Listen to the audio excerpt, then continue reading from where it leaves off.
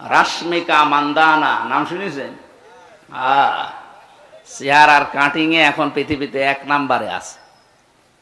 এই মহিলার দিকে একটু আল্লাহর নাম নিয়ে তাকাবেন। এই জন্য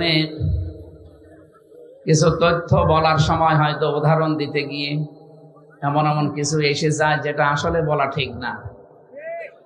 এই যে একজন নায়িকার নাম সেদিন মনে হয় পাবনা না কোথায় যেন,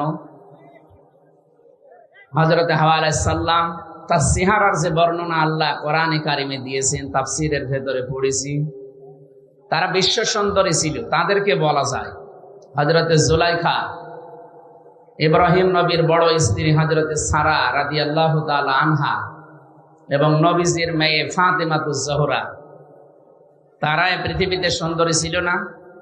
তাদের মতো সুন্দরী করে আল্লাহ কাউকে বানায়নি, এবং কিয়ামত পর্যন্ত এত সুন্দর মানুষ আর আসবে না। কিন্তু তারা কি আমাদের মতো এভাবে রূপ সৌন্দর্য প্রদর্শন করে বেরিয়েছে? বলেন।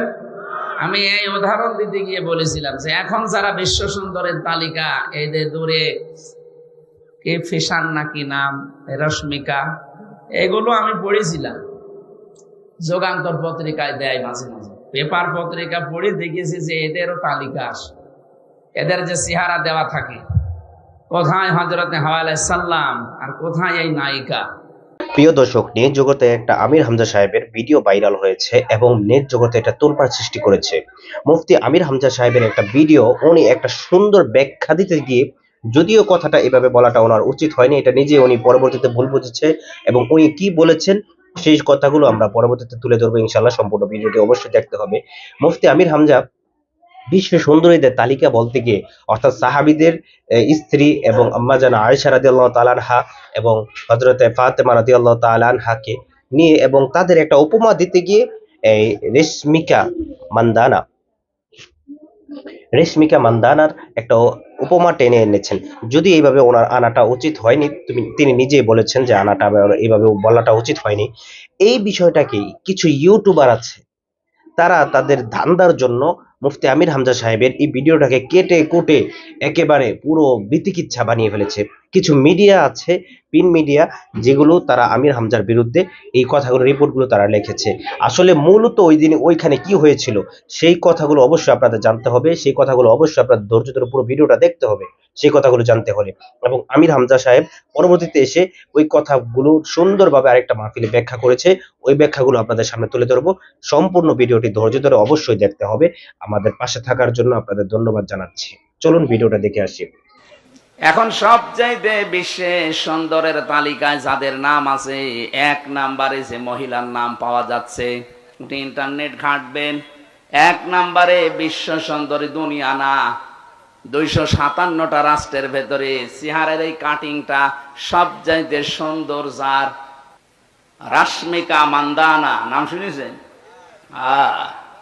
চেহারার কাটিং এ এখন পৃথিবীতে 1 নম্বরে আছে। এই মহিলার দিকে একটু আল্লাহর নাম নিয়ে তাকাবেন। দেখেন তো কি সুন্দর করে আল্লাহ তারে বানিয়েছে। এর চাইতে তাহলে শতগুণে সুন্দরী ছিল আমাদের আদি মাতা হযরতে হাওয়া আলাইহিস সালাম।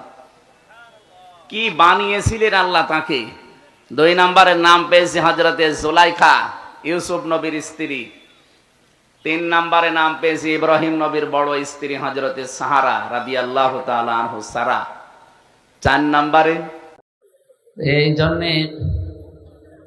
কিছু তথ্য বলার সময় হয়তো উদাহরণ দিতে গিয়ে এমন এমন কিছু এসে যায় যেটা আসলে বলা ঠিক না। এই যে একজন নায়িকার নাম সেদিন মনে হয় পাবনা না কোথায় যেন, হযরতে হাওয়া আলাইহিস সালাম, তার চেহারার যে বর্ণনা আল্লাহ কোরআনে কারিমে দিয়েছেন, তাফসীরের ভেতরে পড়েছি, তারা বিশ্ব সুন্দরী ছিল। তাদেরকে বলা যায় হযরতে জুলাইখা, ইব্রাহিম নবীর বড় স্ত্রী হযরতে সারা রাদিয়াল্লাহু তাআলা আনহা, এবং নবীজির মেয়ে ফাতেমাতুজ জোহরা, তারাই পৃথিবীতে সুন্দরী ছিল না? তাদের মতো সুন্দরী করে আল্লাহ কাউকে বানায়নি, এবং কিয়ামত পর্যন্ত এত সুন্দর মানুষ আর আসবে না। কিন্তু তারা কি আমাদের মতো এভাবে রূপ সৌন্দর্য প্রদর্শন করে বেরিয়েছে? বলেন। আমি এই উদাহরণ দিতে গিয়ে বলেছিলাম যে এখন যারা বিশ্ব সুন্দরের তালিকা, এই যে দূরে কে ফিশান নাকি নাম, রশ্মিকা, এগুলো আমি পড়েছিলাম, যুগান্তর পত্রিকায় দেয় মাঝে মাঝে, পেপার পত্রিকা পড়ে দেখেছি যে এদেরও তালিকা আসে, এদের যে চেহারা দেওয়া থাকে, কোথায় হযরতে হাওয়া আলাইহিস সালাম আর কোথায় এই নায়িকা। ওদের তুলনায় তো কিয়ামত পর্যন্ত কেউ এরকম সুন্দরী আল্লাহ পাঠাবে না। এদের দেখেই মানুষ পাগল হয়ে যাচ্ছে এখন। হযরত হাওয়া আলাইহিস সালামকে আদম আলাইহিস সালাম দেখেছিলেন সর্বপ্রথম, তিনি তো প্রথমে তাকিয়েছেন এবং ধরতে গেছেন। আমি এই উদাহরণটা ওই জায়গা থেকে বলেছিলাম। তারা আগে নেই পরে নেই, উল্টা পাল্টা করে মিডিয়া ট্রল করে, বিশেষ করে জনকণ্ঠ, এটা একটা জঘন্য কণ্ঠ। এদেশের বহু আলেম এবং শহীদ আল্লামা দেলাওয়ার হোসেন সাইদি রহমতুল্লাহ আলাইহি বহুবার বলেছে, জনকণ্ঠ এটা পত্রিকা না, এটা ভারতের এজেন্ট। আপনারা এই পত্রিকা কেনেন কোন কারণে? এটা কিনলেও বাচ্চাদের টয়লেট পরিষ্কার করার জন্য কিনবেন, কারণ যত রকমের আগে নেই পরে নেই, মাঝখান থেকে একটা কথা জুড়িয়ে মানুষকে কালার করে, এরা মানুষের চরিত্র হনন করে। আর পৃথিবীতে সবচাইতে বড় গুনাহ এটা। কিছু মানুষ বুঝে না বুঝে ফেসবুকের মাধ্যমে কিছু আলেম নামে জালেম, এরা আন্দাজে এক কথা আমার নামে লাগিয়ে দিল। আরে ভাই, আপনি তো বুঝবেন আমি 1-1.5 ঘন্টা কথা বলি, 2-1টা কথা তো স্লিপ অফ টাং হতেই পারে। আল্লামা সাঈদী সাহেবেরও হয়েছে। কোন বুজুর্গ কথা বলতে বলেন তো 1-1.5 ঘন্টা দেখি ওর 10টা ভুল ধরতে পারে কিনা দেন। জালেমরা আমার জীবনটা শেষ করে দিয়েছে, এরপরেও কিছু কথা বলার জন্য আমি তো আসতে চাই না। আপনারা তো নিয়ে আসেন। ডাক্তার আমার বলছে আজ 10টার পরে জেগে থাকবেন, আপনার কিন্তু আবার ওই অবস্থা হয়ে যাবে। আমি আসতে চাই না, হাত পা ধরে পা ধরে, আমার বাবার হাত ধরে আমার বাবার পা ধরে নিয়ে আসেন। আর নিয়ে আসার পরে একটু স্লিপ অফ টান হলে সেইটা নিয়ে আপনি মিডিয়া টল করেন। আপনার লজ্জা নেই? জালেম তো যা পালিয়েছে তার চাইতে বড় জালেম আপনি দেখছেন এখন। আর আমি কি ওই উদ্দেশ্য নিয়ে বলেছি? আমার মনের খবর আল্লাহ জানে না? আর সেই উলঙ্গ মহিলাকে আমার সামনে লাগিয়ে দিয়ে বলছে হুজুরের সাথে বিয়ে করবে।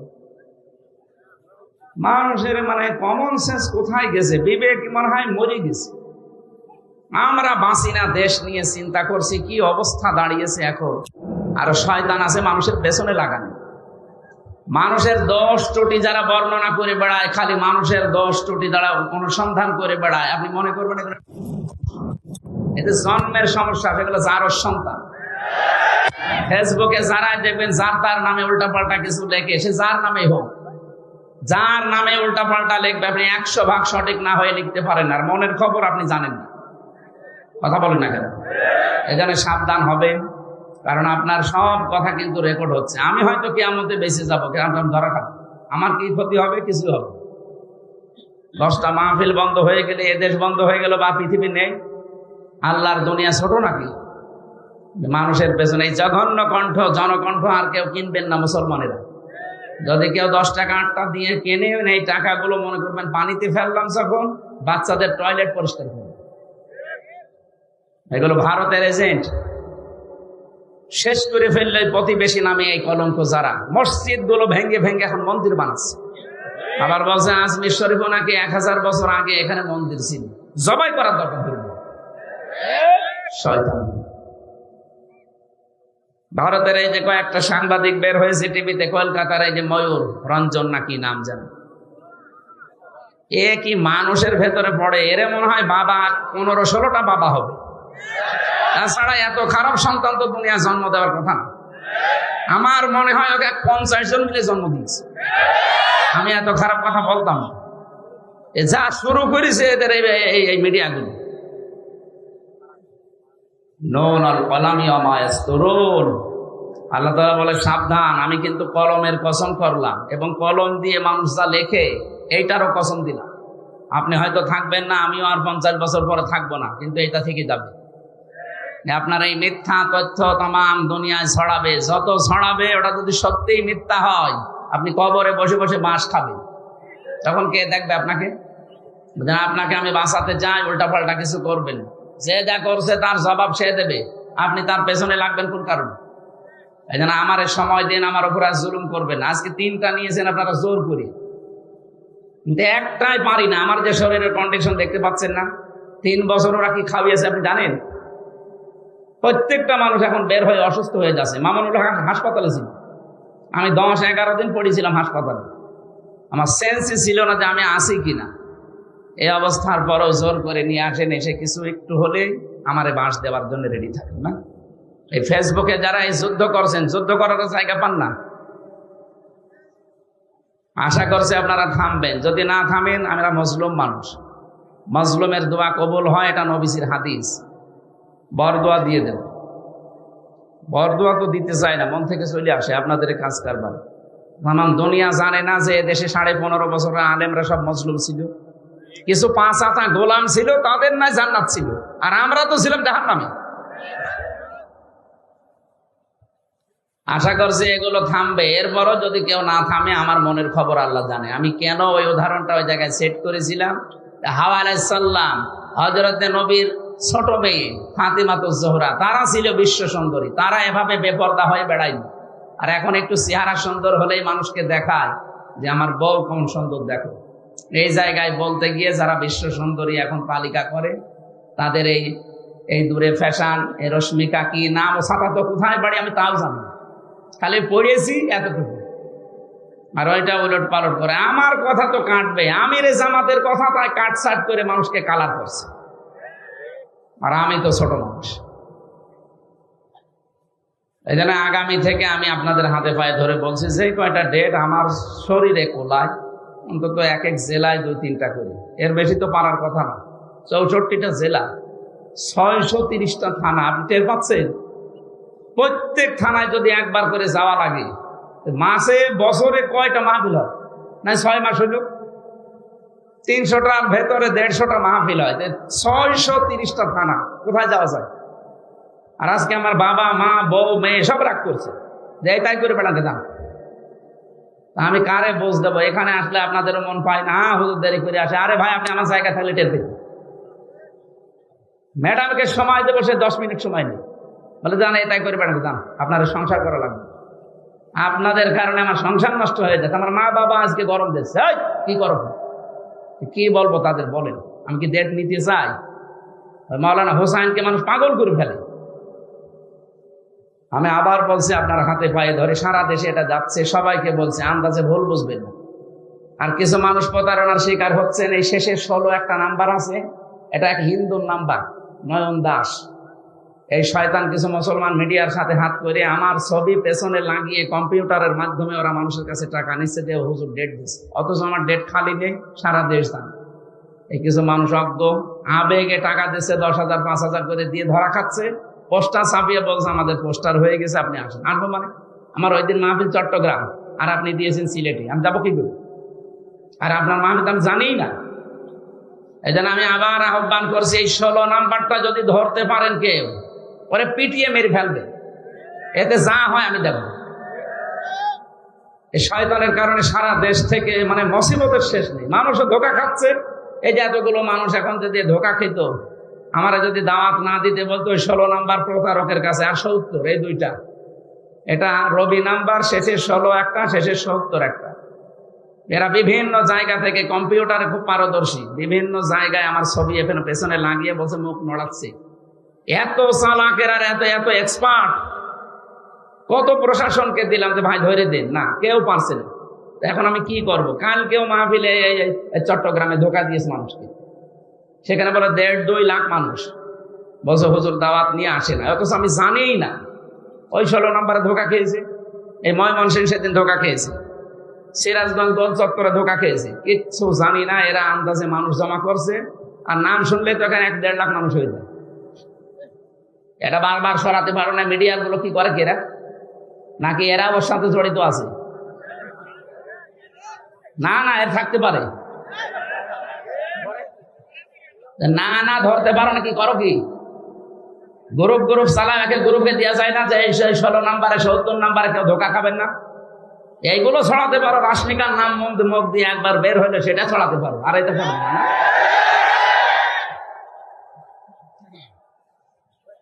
আমার মনে হয় এদের সাথে কেউ জড়িত আছে। তাছাড়া ও হিন্দু মানুষ। প্রশাসনকে একবার দিলাম কুষ্টিয়া সদর থানায়, উনি মোবাইল চেক করে এই নাম্বারটা, ওদের যে কায়দা আছে গোয়েন্দা বিভাগে, বলছে এটা নয়ন দাস বলে একজন, ওর বাড়ি হচ্ছে কুমিল্লা। ধরা যাচ্ছে না, কি করব আমি? কাউকে একটা টাকাও দেবেন না আমার নামে, একটা টাকা না, 4 আনা পয়সাও দেবেন না। আমার বাবাও যদি বলে যে আমার বাবা কথা বলছে, না আমি টাকা পয়সা নেই না আগে থেকে, আপনি যা আসার পরে দেবেন এইটাই যথেষ্ট। যদি না দিয়ে বলেন যে আমার অসুবিধা, আমাদের দেওয়ার ক্ষমতা নেই, বলবেন চলে যান, খালি ভাড়াটা দিয়ে। তাই বলে আবার 10 টাকা ধরে দিয়েন না। তাই আমি বললাম আপনাদের সবাইকে সতর্ক করার জন্য, কাউকে টাকা দেবেন না, সে যেই হোক। আমি আবার বলছি, যদি আমার ছবিও দেখায় পেছনে ভিডিও হইতে কথা বলেন না, বলবেন ধোকা। দরকার হয় বাড়ি যেয়ে যেটা ফাঁকা আছে নিয়ে আসবেন। কাউকে টাকা দেবেন না, আমি আবার বলছি, কাউকে টাকা দেবেন না। আজকেও 2 জন ধোকা খেয়েছে, 20-40 হাজার টাকা দিয়েছে ওই শয়তানকে, অথচ আমি কিচ্ছু জানি না। আমার যে কি রাগ ওর ওপরে, সত্যি যদি আমি আল্লাহর নাম নিয়ে বলছি ওরা ধরতে পারি, আমরা জবাই করে ফের জেলে যাব। ও যা ক্ষতি করছে আমার একা না, আপনাদের। আর যে কত টাকা নিয়েছে, 5,000 10,000 করে মানুষের কাছে সারা দেশ থেকে। ওরা আমি সত্যি যদি কেউ ধরিয়ে দিতে পারেন, আমি 1 লক্ষ টাকা আপনাকে দেবো, 1 লাখ টাকা দেবো। আর আমি ধরতে পারলে তো সরাসরি 3 বার জবাই করে আমি ফের জেলে যাই বসে থাকবো। আমার কপালে যা আছে হবে। নাম্বার ওই মিডিয়ার কাছে আছে না, মিডিয়া আজকে দিয়ে দেবেন প্রচার। শেষের 16 রবি নাম্বার 018, এরপরে কত কত আছে শেষে 16, তারপরে 018 কত কত আছে মাঝখানে শেষে 70। এই 2টা নাম্বারে সারা দেশ থেকে ধোঁকাবাজি করছে। আমি আল্লাহ রাস্তায় আপনাদেরকে সতর্ক করছি, ভাই আমার আর জ্বালাতন করেন না। কেন প্রতিদিন 8-10 গ্রুপ আমার বাড়ি যায়। এমনি আমি গরিব মানুষ, আমার বাবারে জ্বালায়, আমার মারে জ্বালায়, আমার বউরে জ্বালায়, আমার শ্বশুরের হাত চেপে ধরে, এই দেখেন পোস্টার করেছি, অথচ আমরা কিচ্ছু জানি না। এই ধোঁকা দিয়ে দিয়ে সারা দেশ, বলে তো 630টা থানা, অন্তত 600 থানা থেকে যদি মানুষ যায়, তাহলে একটা মানুষ মারে। আর নাস্তা আমি কোথায় পাবো? হ্যাঁ ভাই, প্রতিদিন আমার মনে হয় 200 লোকের নাস্তা করার দরকার, আমি পাগল হয়ে যাবো না? অথচ যাওয়ার সময় তো কিছু নিয়ে যায় না। কোথায় আসছে সেই কক্সবাজার থেকে, সে ময়মনসিংহ থেকে কুষ্টিয়ায়, সকালবেলা যেয়ে বসে আছে। আমি কাল যশোর থেকে আসলাম ফজরের আজানের সময়, ফজরের নামাজ পড়ে একটু ঘুমিয়ে আছি। এই যে ফজরের নামাজ পড় থেকে কলিং বেলটি আরম্ভ হয়েছে। কোথায় কে বলে, এসেছে সেই চট্টগ্রাম থেকে, কেউ এসেছে ময়মনসিংহ, কেউ পটুয়াখালী, বরিশাল। 200 মানুষ। বললাম নিচে বসান। এবার নাস্তা কাটতে কাটে আমার মায়ের হাত কেটে গেছে। কত নাস্তা দেওয়া যায়? 200 মানুষকে যদি অন্তত 1 মুঠ করেও নাস্তা দেওয়া যায়, কত লাগে বলেন? আর ফলা তো পাবো কোথায়? যা টাকা দেন আমার মনে হয় অর্ধেক ফলে চলে যাচ্ছে। আমি আশা করছি আর যেন না আমার বাড়ি, আমি মাপ চাচ্ছি ভাই, আর কেউ গেলে কিছু নিয়ে যে একেবারে খালি হাতে চলে যান। আপনারা তো লজ্জা করে টাকা দেন যে হুজুর এত ফল পাবে কোথায়? আর ফল কাটার জন্য 2 জন লোক লাগে। আমার শাশুড়ি আর আমার মা পাগল হয়ে গেল, বলছে তুমি এসব বাদ দাও। দেখ, বেশি বললাম এটা প্রচার করার জন্য, কেউ যেন এরকম ধোঁকা খাবেন না। 16 নাম্বার আর 70 নাম্বার শেষে। আল্লাহ তুমি আমাকে আর আমাদেরকে সতর্ক হওয়ার তৌফিক দাও, আমিন। এটা যে সুন্দর করে সাজিয়েছেন, এটা তো রাতের বেলা হতো, এর চাইতে ডবল মানুষ আসতো। আর এই কথা বলেও আমি একটা মাহফিল হলে শান্তি পেতাম। 1.5-2 ঘন্টা 2.5 ঘন্টা আমি একটা আয়াতের উপরে তাফসীর করতাম, অন্তত কিছু নিয়ে যাওয়া যেত। এখন এই যে শিবিরের কেন্দ্রীয় সভাপতি জোর করে আজকে ওনার নাটোরে এই যে সেই বনপাড়া বড়াই গ্রাম, এখন এখানে নিয়ে যেয়ে মাগরিবের পরে তুলবে, ওখানে লক্ষাধিক মানুষ বসে আছে। আবার সিরাজগঞ্জের এই যে বেলকুচিতে আসা লাগবে রাত 9টায়। বলেন আমি কি মেশিন কি? আর আপনারা যে দূর থেকে আন্দাজ ধারণা করেন, ওনার টাকা লাগে, আপনি কয় টাকা দেন? আপনি যে টাকা দেন, এই যে আজকেও আমার গাড়িটা সারতে 1.5 লাখ টাকা লাগবে, 1.5 লাখ। ওর কাগজ করতে 75,000 টাকা লাগবে, ড্রাইভারের প্রতি মাসে 20-25 হাজার টাকা দেওয়া লাগে। টাকা কি করবো না? আমার আরো বিভিন্ন কাজ আছে, সেই কাজগুলো করা লাগছে। একটা মাদ্রাসা বানানোর করছিলাম, 3 কোটি টাকা লাগবে, টাকা নেই। আমি একটা গ্রুপে কাজ করি, আকিজ গ্রুপে, যা লাগে তারা দেখছে, এই জন্য আমার কোনো সমস্যা নেই। তারা যদি বলতো না আমরা কিছু করতে পারবো না, আপনি ওইগুলো করে চলেন না, আপনি পারতেন। এই জন্য আমার দূর থেকে যারা আন্দাজে ধারণা করে গালিগালাজ করেন যে দুনিয়াদার হুজুর, আপনি আমার মনের খবর জানেন, আমি দুনিয়াদার কি আখেরাতদার? আপনি নিজের হিসাব করেন ভাই। আল্লাহ তুমি আমাকে অন্তত এই ষড়যন্ত্র থেকে বাঁচাও। হাফিজুর ভাই বলছিল না যে আসলেও ষড়যন্ত্র চলছে, আর এটা বিভিন্ন রাম আর বামরা বিভিন্ন আলেমের নাম জালেম দিয়ে এদেরকে করাচ্ছি যে এদের পেছনে লাগু। এখন তো আর কেউ নেই কথা বলার মতো, দু একজন যা কথা বলছে এদেরকে যেন কথা বলতে না দেয়। এটা ভারতের একটা চক্রান্ত। আমরা কোরআনে কারিমের 2টা আয়াতের অংশ বিশেষ পড়েছি, তাফসীর করার জন্য আলাদা সময় যদি থাকে, কোনো সময় আসবো। আজকে আমরা যতটুকু পারি আয়াতের মূল শিক্ষাগুলো নিয়ে আসর পর্যন্ত, আসরের আজান দেবেন 4টা 10-এ, 15 নামাজ পড়বেন। 4টা 10-এ আজান দিয়ে 15 নামাজ পড়বেন, অসুবিধা নেই। এখানে নামাজ